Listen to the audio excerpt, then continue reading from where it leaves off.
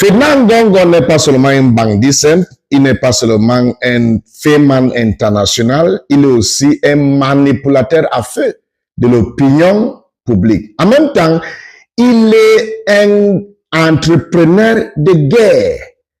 Et je tire votre attention à comprendre que la plupart des journalistes camerounais, la plupart des activistes, la plupart des lanceurs d'alerte, la plupart des blogueurs, la plupart des influenceurs camerounais, ceux qui sont au Cameroun comme ceux qui sont au diaspora, Ferdinand Ngongo les a déjà achetés. Pourquoi? Pour la manipulation de l'opinion publique sur n'importe quel sujet qu'il a intérêt dedans. Voici comment Ngongo gagne son argent dans les zones anglophones. Il a certaines personnes clés dont il utilise. Il a Fayengo Francis, il a Tanganji Paul, il a ministre Mengot Are Nkongo, il a ministre Mbayou Félix, il a plusieurs personnes, il a My Country People, il a Insaila Emmanuel, il a beaucoup de gens dont il utilise. Commençons par Fayengo Francis. Par exemple, Fayengo Francis qui est le coordinateur national de DDR, dans le centre dont on accueille des ex-combattants. Il est supposé avoir convaincu les ex-combattants pour se rendre, mais il n'a jamais convaincu un. Même dans son village, c'est le quartier général de Ambazonie jusqu'à aujourd'hui. Fayengo Francis.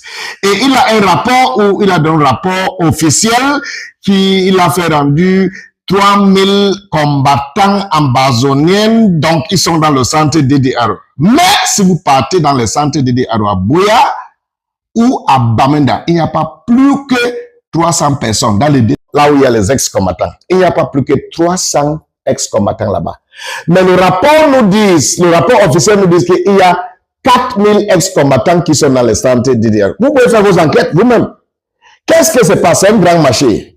Donc on nous fait comprendre qu'il y a 4000 ex-combattants et le gouvernement fait le budget de 5000 par tête pour la nourriture par tête. Donc, Fayengo donne la nourriture à 300 personnes. Il n'y a même pas 300 personnes qui perçoivent sa nourriture.